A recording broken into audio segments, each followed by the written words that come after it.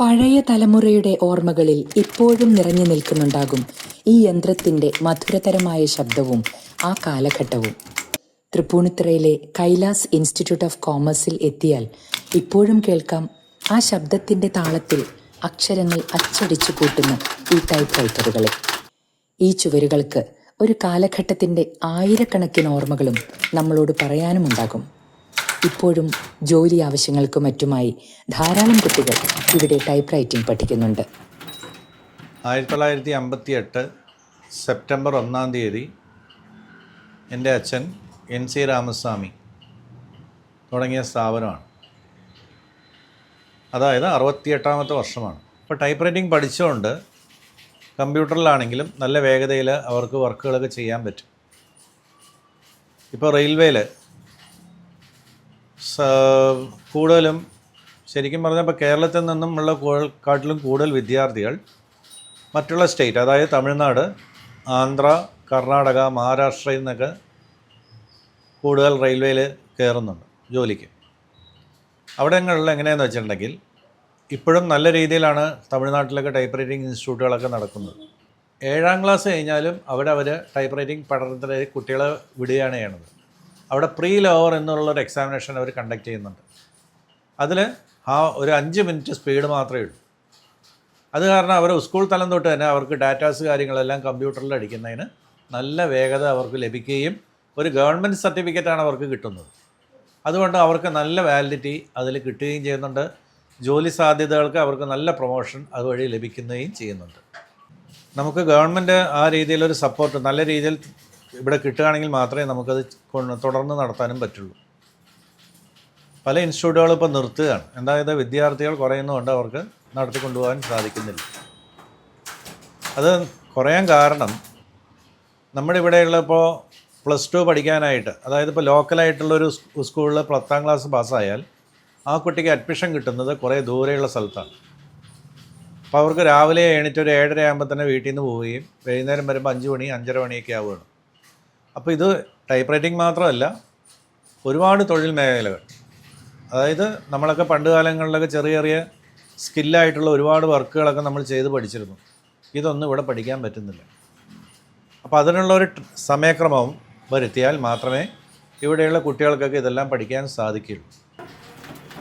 അപ്പോൾ അതിന് വേണ്ട സപ്പോർട്ട് ഗവൺമെൻറ് നല്ല രീതിയിൽ തരികയാണെങ്കിൽ ഈ ഒരു കോഴ്സ് മാത്രമല്ല, ഒരുപാട് കോഴ്സുകൾ, അതായത് ലേഡീസിന് മാത്രമായിട്ടുള്ള ഒരുപാട് കോഴ്സുകൾ ഇവിടെ ഇപ്പോൾ നിന്ന് പോയിട്ടുണ്ട്.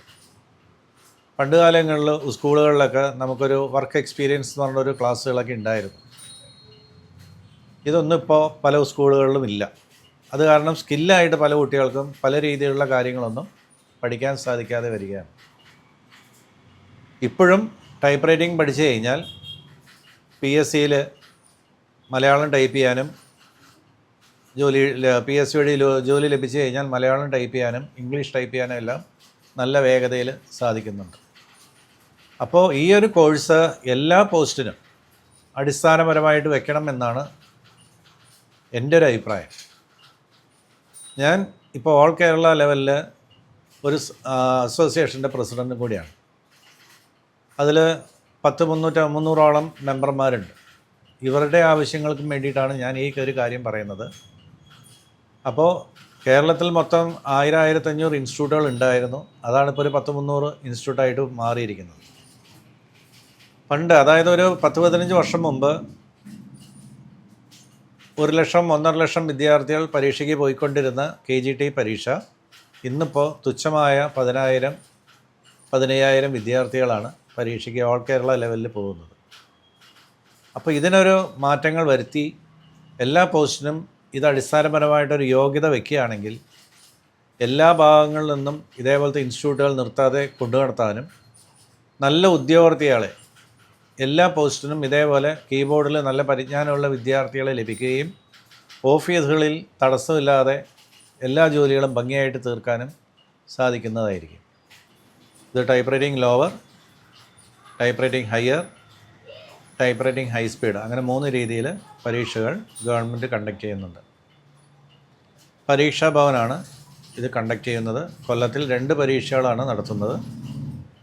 ഇപ്പോൾ 3-4 വർഷമായിട്ട് ഒരു പരീക്ഷ ഇത് നടക്കുന്നുള്ളൂ. ഇനിയിപ്പോൾ ഈ തവണയും കൂടി, അതായത് ഈ മെയിലും കൂടി ഈ പരീക്ഷ ഈ പഴയ രീതിയിൽ തന്നെ നടത്തുകയും അടുത്ത പരീക്ഷയ്ക്ക് ചെറിയ സിലബസ് വ്യത്യാസങ്ങൾ വരുത്തി ഗവൺമെൻറ് നടത്തുകയാണ്. കൂടുതൽ കമ്പ്യൂട്ടറിലോട്ട് മാറ്റുകയാണ്.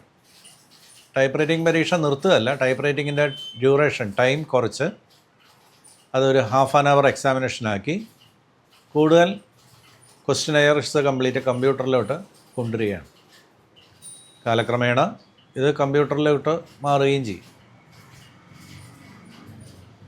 ആദ്യകാലങ്ങളിൽ SSLC പരീക്ഷ കഴിഞ്ഞാൽ കുട്ടികൾ ഇവിടെ പഠിക്കാൻ വന്നുകൊണ്ടിരുന്നു.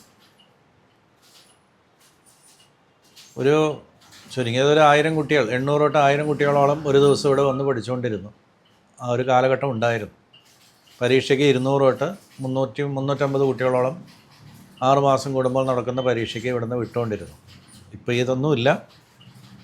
അതായത് തൃപ്പൂണിത്തുറയിൽ അന്ന് ഒരു 15 കിലോമീറ്റർ ചുറ്റളവിൽ ഗവൺമെൻറ് ബോയ്സ് ഹൈസ്കൂളാണ് എക്സാമിനേഷൻ സെൻറ്റർ. ഇവിടെ 58 ഇൻസ്റ്റിറ്റ്യൂട്ടുകളോളം മാക്സിമം ഇവിടെ വന്നിട്ടുണ്ട്. ഇന്നിപ്പോൾ 4-5 ഇൻസ്റ്റിറ്റ്യൂട്ടുകളേ ഉള്ളൂ. ഇപ്പോൾ കേരളത്തിൽ KGT കോഴ്സ് എന്ന് പറയുന്ന സർട്ടിഫിക്കറ്റ്, ഗവൺമെൻറ് കൊടുക്കുന്ന സർട്ടിഫിക്കറ്റിനാണ് വാലിഡിറ്റി കൂടുതൽ. ഇപ്പോൾ കമ്പ്യൂട്ടറിന് ഒരു 2001 മുതൽ കമ്പ്യൂട്ടറും കൂടി ഇതിൽ കൊണ്ടുവന്നേ. അപ്പോൾ കാലാശ്രിതമായിട്ടുള്ള ഇത്രയും ടൈം കഴിഞ്ഞിട്ടും അത് കമ്പ്യൂട്ടറിലോട്ട് മാത്രമായിട്ട് മാറിയിട്ടില്ല ഇപ്പോഴും. അപ്പോൾ ഇത് KGT പഠിക്കണം എന്നുള്ള ഇത് പറയാൻ കാരണം ഗവൺമെൻറ് സർട്ടിഫിക്കറ്റാണ് നമുക്ക് ഇതിലേക്ക് ലഭിക്കുന്നത്.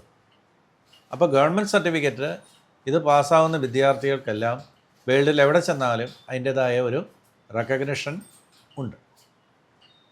അപ്പോൾ ഇത് പഠിക്കണം എന്നാണ് എൻ്റെ ഒരു അഭിപ്രായം. അത് 10ാം ക്ലാസ് കഴിഞ്ഞാൽ ഉടനെ ഇത് പഠിക്കാൻ തുടങ്ങുന്നതായിരിക്കും ഏറ്റവും നല്ലത്.